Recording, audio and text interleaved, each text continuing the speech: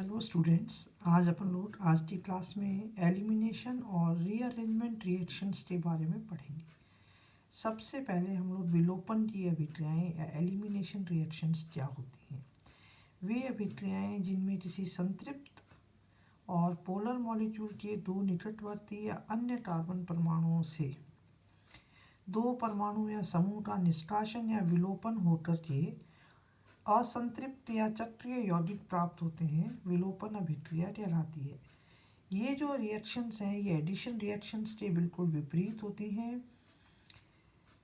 यदि इनके दौरान एक सिग्मा बंध टूट करके और एक पाई बंध बनता है, एक असंतृप्त यौगिक संतृप्त यौगिक जो है वो असंतृप्त यौगिक में परिवर्तित होता है। देखिए यहाँ पर ये एक सिग्मा बॉन्ड है, ये सिग्मा बॉन्ड और ये सिग्मा बॉन्ड, ये दोनों सिग्मा बॉन्ड टूट करके और एक नए पाई बॉन्ड का निर्माण होता है।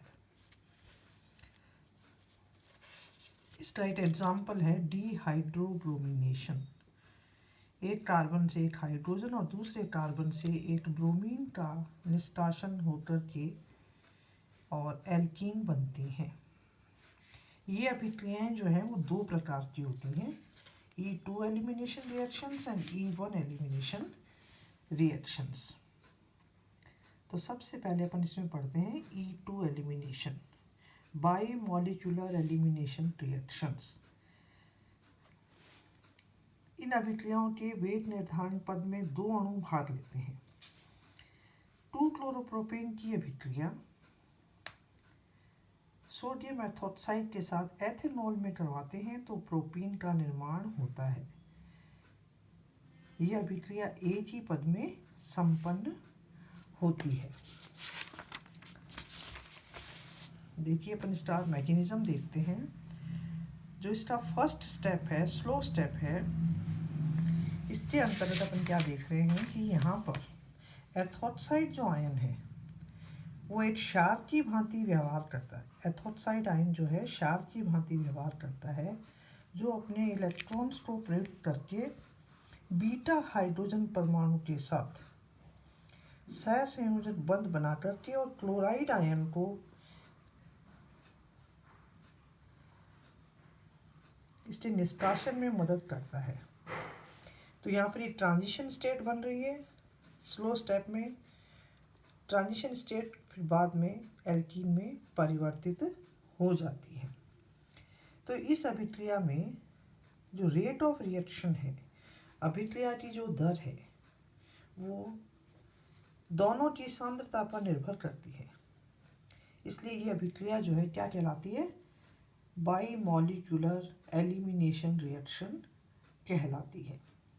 विलोपन अभिक्रियाओं के अगर हम कुछ उदाहरण देखें तो विलोपन अभिक्रियाओं के काफ़ी सारे उदाहरण हैं। सबसे पहला है डीहाइड्रोजिनेशन, विहाइड्रोजनीकरण पहला एग्जाम्पल है इसका।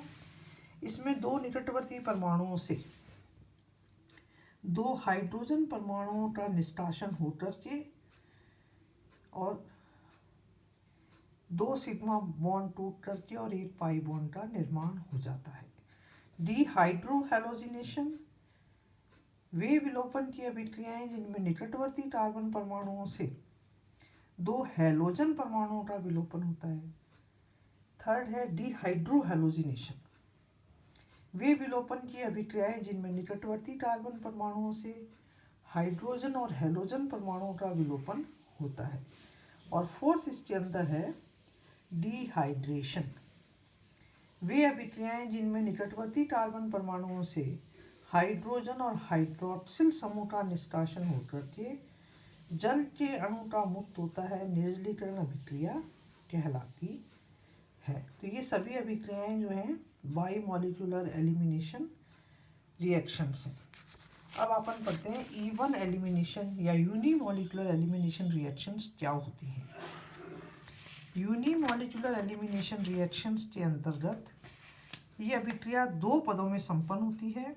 फर्स्ट स्टेप जो है इसका स्लो स्टेप है तथा वेग निर्धारण वाला पद होता है।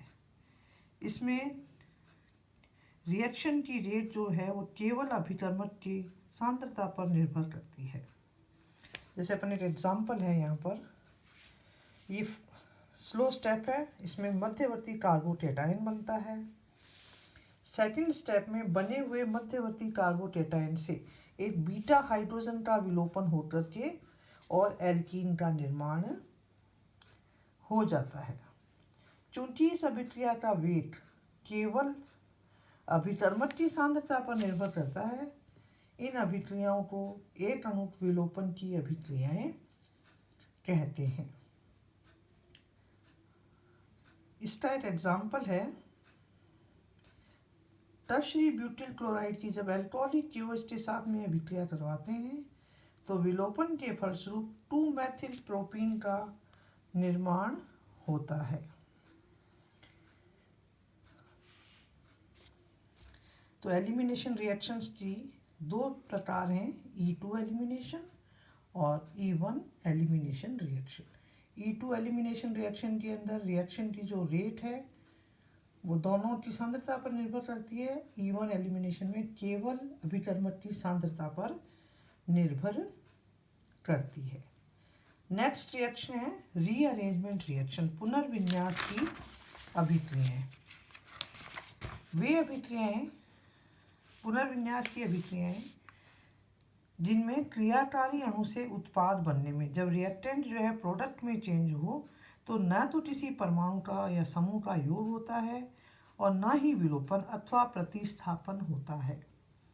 केवल इसमें जो रिएक्टेंट मॉलिक्यूल है उसमें उपस्थित परमाणु या समूह जो हैं वो अपना स्थान परिवर्तन करके और नए उत्पाद बना देते हैं। ऐसी अभिक्रियाएं जो हैं क्या कहलाती हैं?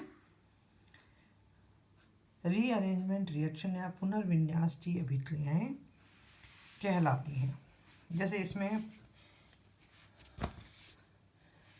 यहाँ अपन देख रहे हैं X और Y का स्थान परिवर्तन हुआ है, ना कोई नया मॉलिक्यूल ऐड हो रहा है ना कोई निष्कासित हो रहा है और प्रोडक्ट चेंज हो जाता है। इसी तरह से यहाँ अपन देख रहे हैं कि यहाँ पर जो डबल बॉन्ड है इसकी पोजीशन में चेंज आ रहा है। तो ये अभिक्रियाएं जो हैं वो रीअरेंजमेंट की रिएक्शंस कहलाती हैं। इसके कुछ एग्जाम्पल्स हैं, जैसे जब हम अमोनियम साइनेट को गर्म करते हैं तो ये पुनर्विन्यास शीघ्रता से यूरिया में परिवर्तित हो जाता है।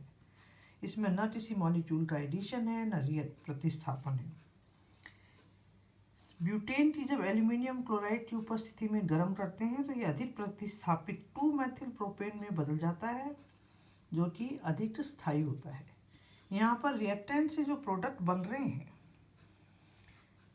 वो उनकी स्टेबिलिटी अधिक वाले प्रोडक्ट में परिवर्तित होते हैं।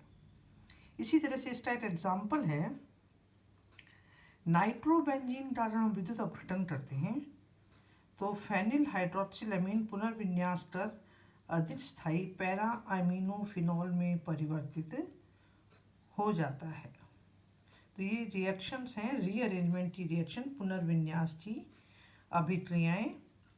इनमें किसी भी परमाणु या समूह का योग नहीं होता है, विलोपन नहीं होता है, प्रतिस्थापन नहीं होता है। केवल जो हमारा क्रियाकारी अणु है उसमें उपस्थित परमाणु या समूह जो हैं वो अपने स्थान परिवर्तन के द्वारा स्थापित होकर के अधिक स्थायी उत्पाद में परिवर्तित हो जाते हैं।